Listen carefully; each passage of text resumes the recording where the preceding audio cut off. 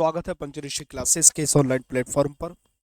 लेखपाल भर्ती परीक्षा की हम लोग तैयारी कर रहे हैं और उस क्रम में ये राज्य व्यवस्था के अंतर्गत हम लोगों ने कल भारतीय संविधान के स्रोतों को पढ़ा और आज उससे आगे बढ़ते हुए अनुसूचियों के बारे में बात करेंगे। इससे अच्छे प्रश्न बनते हैं, इसलिए इसकी तैयारी आवश्यक है। तो हेडिंग देंगे मेरे साथ साथ अनुसूचियां। सूचियां पुनः यहाँ से प्रश्न बनते हैं, इसलिए इस पाठ को समझना अत्यंत आवश्यक। देखिए, जिस वक्त देश का संविधान लागू हुआ था तो उसको हम मूल संविधान कह सकते हैं। और मूल संविधान में जो अनुसूचियों की संख्या थी वो 8 थी। वर्तमान में कितनी है? 12 अनुसूचियां हैं। तो लिखेंगे कुल संविधान में, कुल संविधान में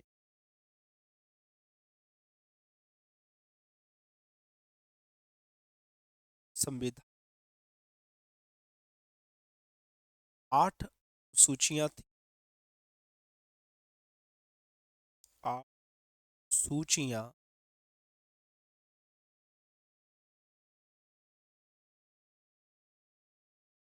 वर्तमान वर्तमान 12 अनुसूचियां हैं। 12 अनुसूचियां हैं।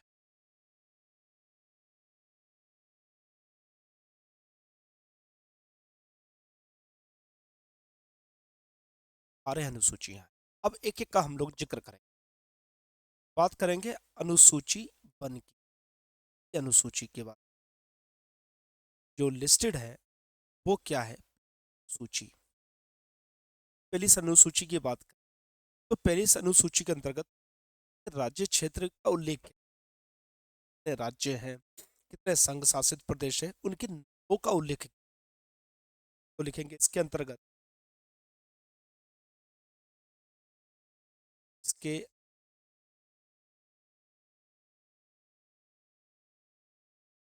राज्य क्षेत्र,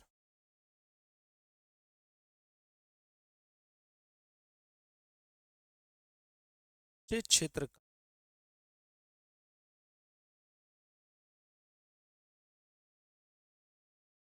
राज्य क्षेत्र एक राज्य क्षेत्र का किया गया उल्लेख किया गया। इसके अंतर्गत उनके नाम लिखे। इस राज्य 8 केंद्र शासित प्रदेश, इसका उल्लेख शासित प्रदेश, इसका उल्लेख। बात करते हैं सूची 2 की।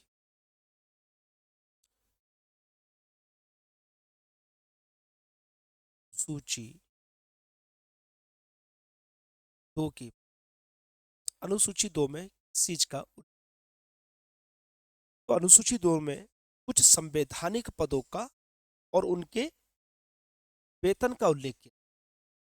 जो संवैधानिक पद उनको दिए जाने वाले वेतन का उल्लेख किया।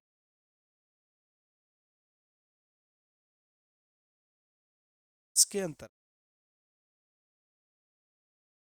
इसके अंतर्गत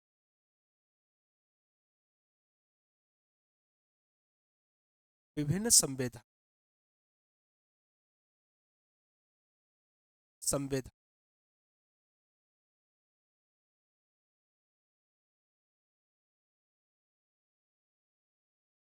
पदाधिकारियों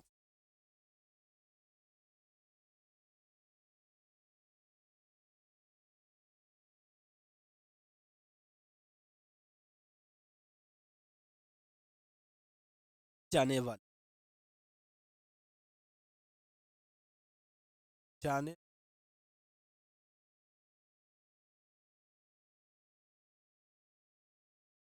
वेतन का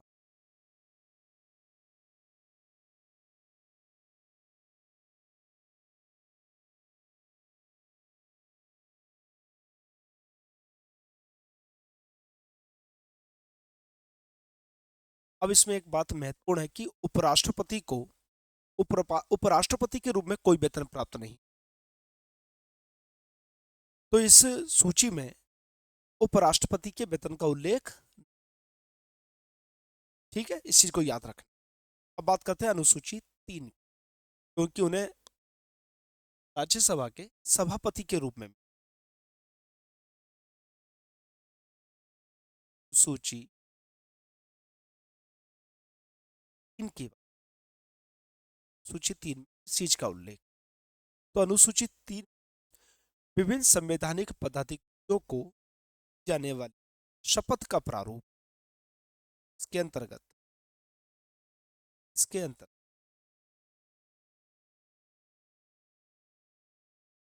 इसके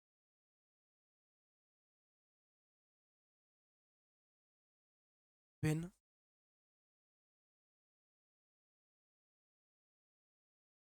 संवैधानिक पदाधिकारियों के द्वारा संवैध पदाधिकारियों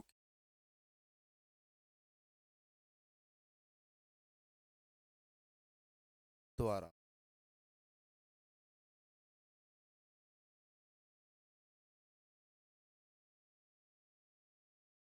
जाने वाली शपथ का जाने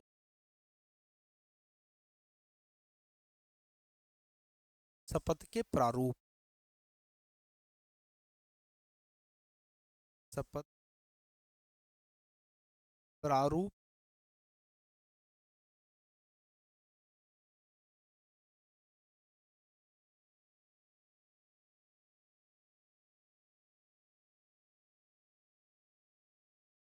अब इसमें कौन कौन से नहीं है? इसमें राष्ट्रपति का नहीं है, उपराष्ट्रपति का नहीं है, और राज्यपाल की शपथ के प्रारूप का उल्लेख इसमें नहीं। किस किस का नहीं है? का अपनी अपनी जो जो जो इनका खंड है, अपनी जो धारा, उसमें ही इनका उल्लेख, अपने अनुच्छेदों में इसका उल्लेख। किस किस का नहीं? इसमें राष्ट्रपति का नहीं, उपराष्ट्रपति का नहीं,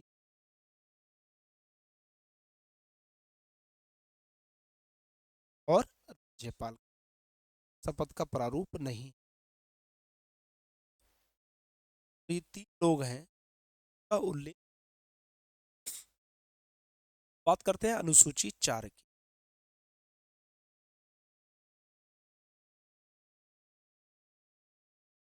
सूची 4 की बात।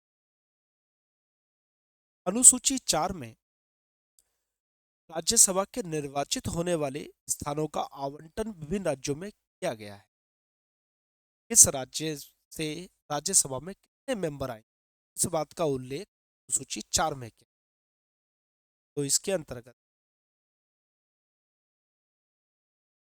इसके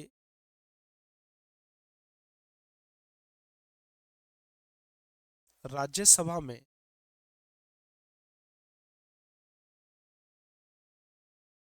सभा विभिन्न राज्यों से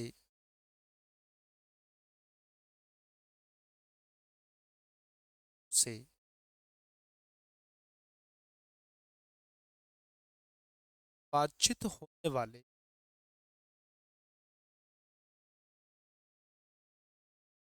चित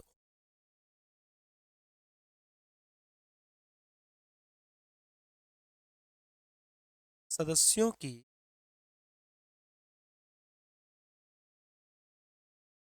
सदस्यों की संख्या का उल्लेख, सदस्यों की संख्या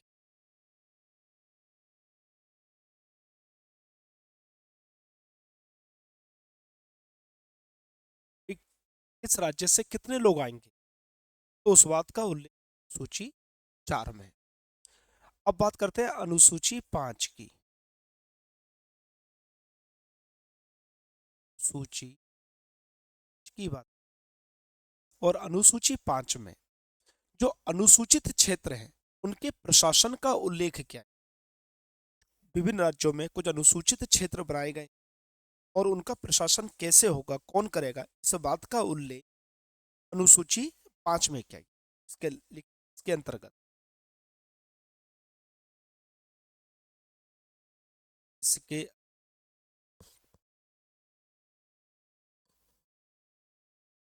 अनुसूचित क्षेत्रों के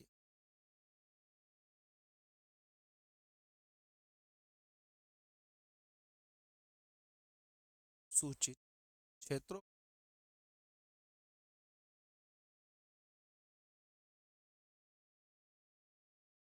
प्रशासन का उल्लेख।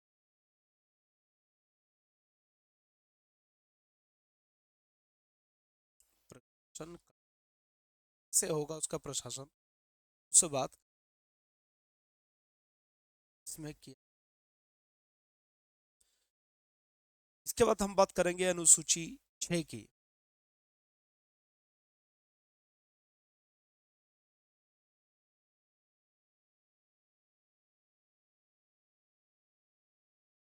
सूची 6 और अनुसूची 6 में कुछ विशेष स्थान है। उसमें तो जनरल है, इसमें असम, मेघालय, मिजोरम, त्रिपुरा के अनुसूचित क्षेत्रों के प्रशासन का उल्लेख लिखेंगे इसके अंतर्गत।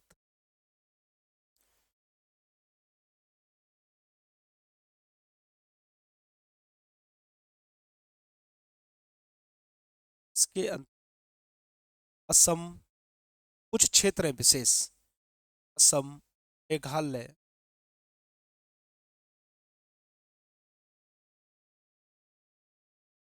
मिजोरम,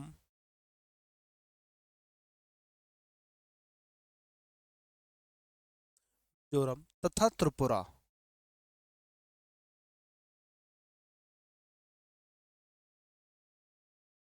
त्रिपुरा के अनुसूचित क्षेत्रों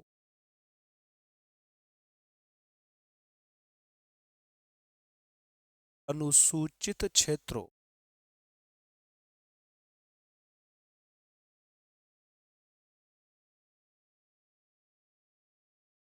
अनुसूचित क्षेत्रों के प्रशासन का उल्लेख।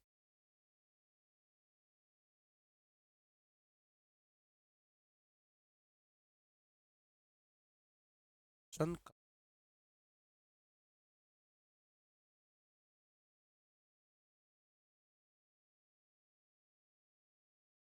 अब बात करते हैं अनुसूचित 7 की।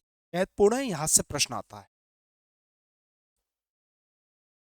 अनुसूची 7 की, अनुसूची 7 में जो शक्तियों का, विषयों का बंटवारा है केंद्र और राज्यों के बीच में, उसका उल्लेख किया गया। इसमें 3 सूचियां बनाई गई हैं। संघ सूची जिस पर केंद्र कानून बनाएगा, राज्य सूची जिस पर राज्य कानून बनाएगा, और समवर्ती सूची जिस पर दोनों लोग कानून बना सकते हैं। तो लिखेंगे इसके अंतर्गत, इसके केंद्र तथा राज्यों के बीच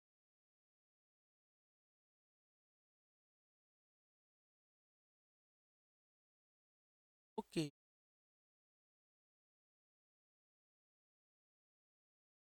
विषयों विषयों बंटवारा, विषयों बंट इसके अंतर्गत क्या होगा? इन सूचियां बनेंगी। संघ सूची,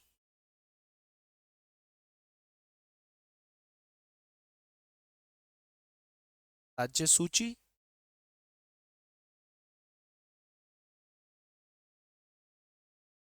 और तीसरी समवर्ती सूची।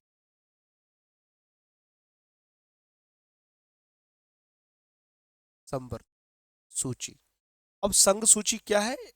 इसमें जितने भी विषय शामिल हैं उस पर कानून बनाने का अधिकार केंद्र सरकार को है, और इसमें संसद कानून बनाएगी, केंद्र को है इसमें और इसमें विषयों की संख्या है, क्या जाता है कितने विषय इसमें शामिल है। राज्य सूची पर जो कानून बनाएगी वो राज्य का विधानमंडल बनाता है, हर राज्य के पास शक्ति है।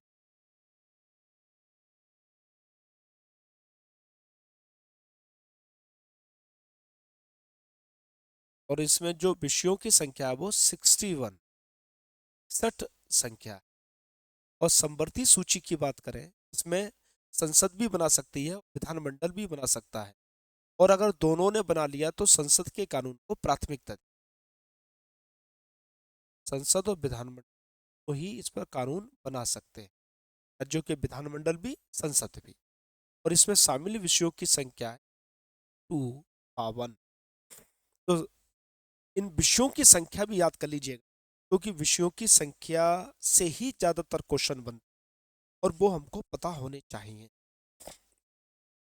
अब बात करते हैं हम अनुसूची 8 की।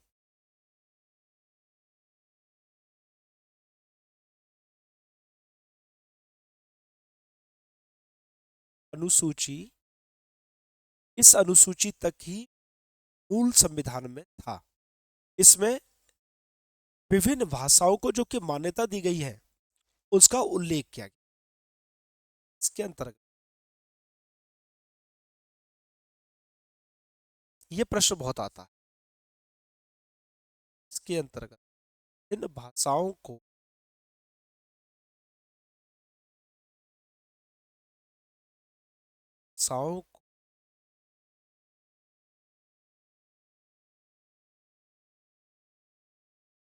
मान्यता दी गई, विषयों को।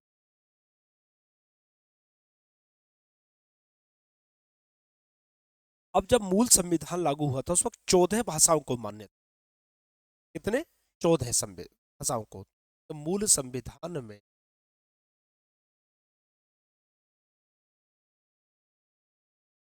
14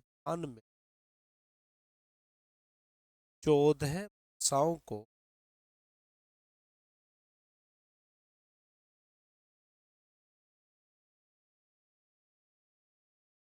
मान्यता, देखो 14 को,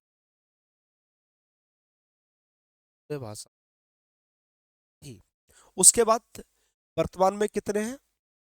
वर्तमान में अगर हम सारी जितने भी होता चला गया तो उसकी बात करें तो कौन कौन सी, कब कब कौन कौन सी भाषाओं का शामिल किया गया उसको हम लोग बात करते हैं।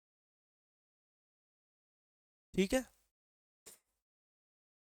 तो बात करते हैं सबसे पहले 21वें संविधान संशोधन के द्वारा, इसमें संविधान संशोधन के इसमें संविधान संशोधन के द्वारा 1967 में इसको सिंधी को 15वीं भाषा के रूप, 14 पहले से थी, 15वीं भाषा के रूप सिंधी को दी गई। इसके बाद 71वें संविधान संशोधन के द्वारा 1992 में, 1992 में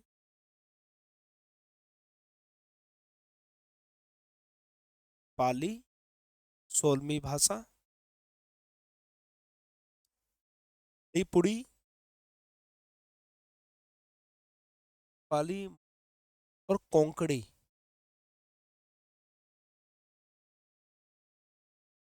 तीन भाषाओं को मान्यता दी। 15 के बाद 16, 17 और 18। ठीक है, उसके बाद 92 संविधान संशोधन के द्वारा 2004 में,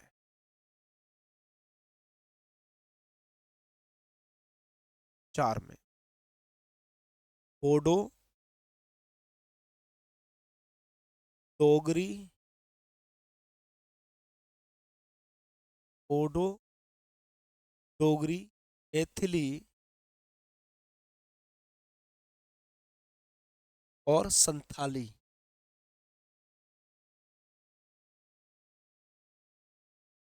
तो 15 के बाद 16, 17, 18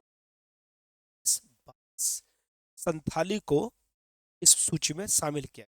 अगर हम वर्तमान की बात करें तो वर्तमान में भाषाएं कितनी, वर्तमान में 22 भाषाओं को मान्यता मिली। 22 भाषाओं मान्यता।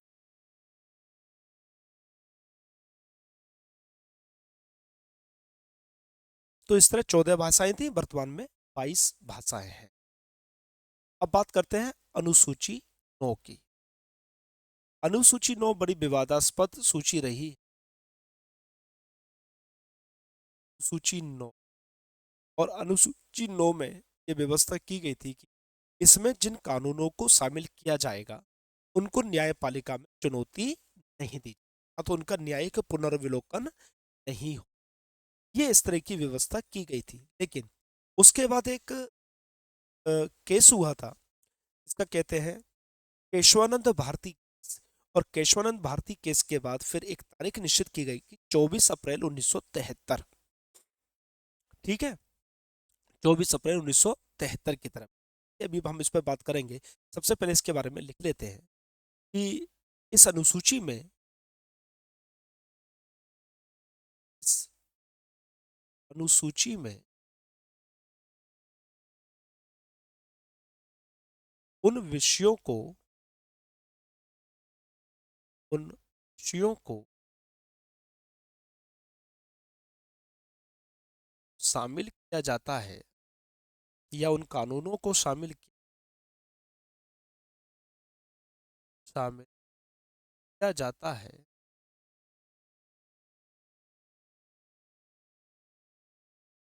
जिनका न्याय पुनर्विलोकन करना चाहता, जिनका सकता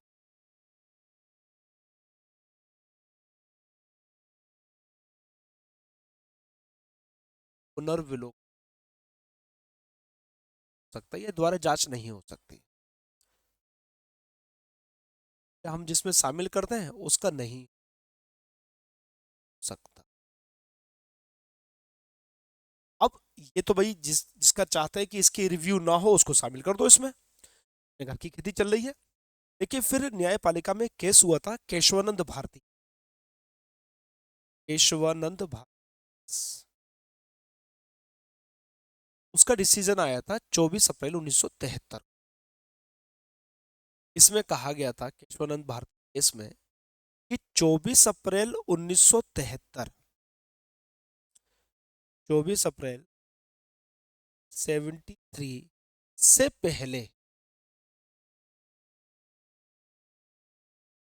पहले, शामिल विषयों की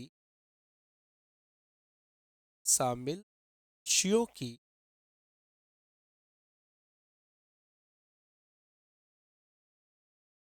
न्यायिक जांच नहीं, वो जैसे भी शामिल किए गए उनकी न्यायिक जांच नहीं होगी। जांच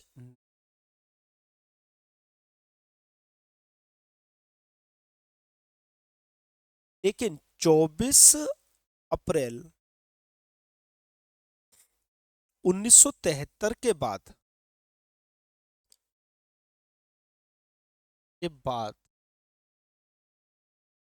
कानून की या विषयों की, कानून इस आधार पर जांच हो सकती है, इस आधार पर जांच हो सकती है, इस आधार पर जांच हो सकती है।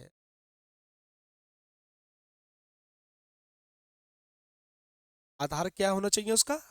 सकती है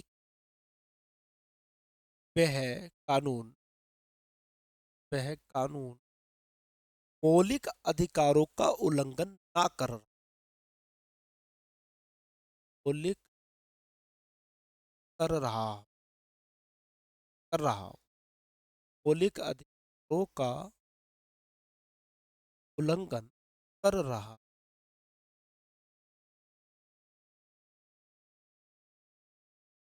कर रहा यदि कोई कानून, अब 24 अप्रैल 1973 के पहले के शामिल विषयों को हम देखेंगे ही नहीं, लेकिन उसके बाद इस आधार पर देखेंगे कि अगर वो कानून मौलिक अधिकारों का उल्लंघन कर रहा है तो भैया फिर उसकी जांच होगी।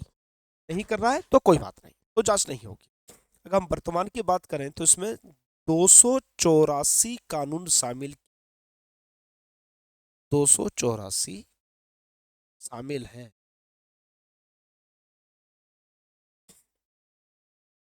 ठीक है, ये अनुसूची 9 की बात रही। अब बात करते हैं हम अनुसूची 10 की।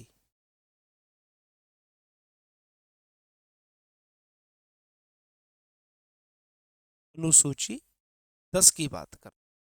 अब अनुसूची 10 क्या कहती है? ये दल बदल विरोधी कानून से संबंधित। ये दल बदल दल बदल विरोधी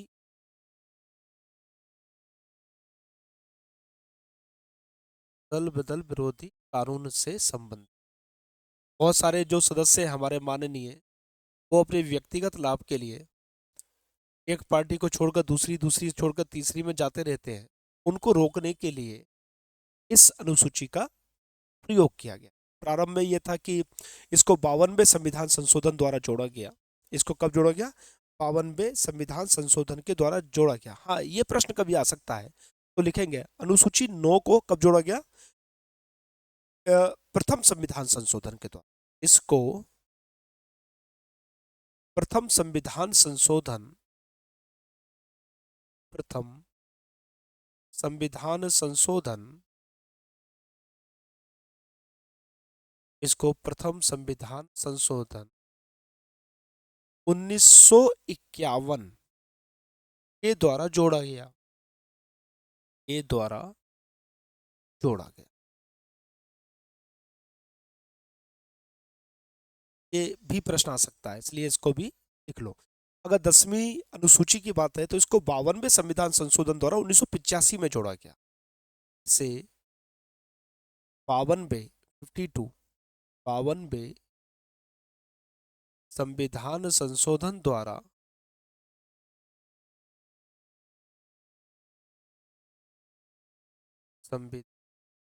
संशोधन द्वारा 1985 में जोड़ा गया।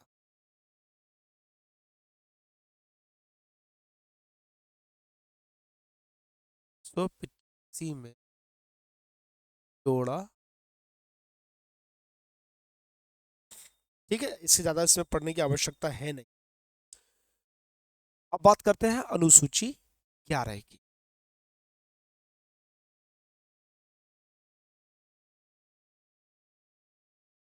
अनुसूची 11 की। अनुसूची 11 को 73वें संविधान संशोधन द्वारा 1993 में जोड़ा गया। इसमें क्या है? पंचायती राज संस्थाओं द्वारा किए जाने वाले 29 कार्यों का उल्लेख है। ये प्रश्न आ चुका है 29 कार्य का। कितने उल्लेख है अनुसूची 11 में? तो 29 कार्यों का उल्लेख है। लिखेंगे इसके अंतर्गत, इसके अंतर्गत इसके अंतर्गत पंचायती राज संस्थाओं द्वारा पंचायती राज संस्थाओं द्वारा पंचायती संस्थाओं द्वारा किए जाने वाले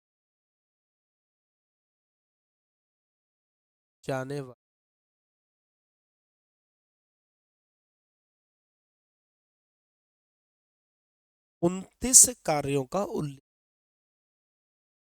29 कार्यों उल्लेख 30 कार्यों उल्लेख। तो इसको शामिल कब किया गया? इसको 73वें संविधान संशोधन द्वारा 1993 में जोड़ा गया। तो लिखेंगे इसे 73वें संविधान संशोधन के द्वारा में संविधान संशोधन द्वारा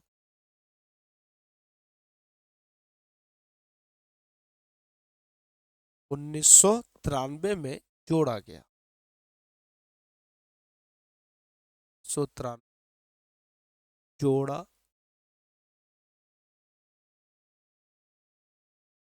ठीक है, ये पंचायती राज से संबंधित है। ये भी प्रश्न आ सकता है कि पंचायती राज से संबंधित कौन सी अनुसूची है, तो ये अनुसूची है। अब बात करते हैं हम अनुसूची 12 की। ये है ये अनुसूची 12। अनुसूची 12 नगर पालिकाओं के संबंध में और उसके द्वारा किए गए 18 कार्य। यहाँ पर 29 कार्य हैं, पर कितने हैं? 29। और इसमें कितने? 18 कार्य हैं। तो लिखेंगे इसके अंतर्गत नगर पालिकाओं द्वारा नगर पालिकाओं द्वारा नगर पालिकाओं द्वारा किए जाने वाले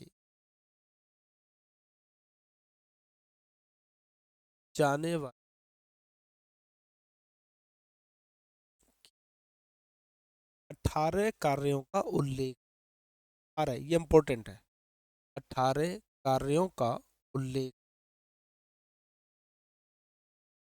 18 का उल्लेख। अब इसको शामिल कब किया गया था?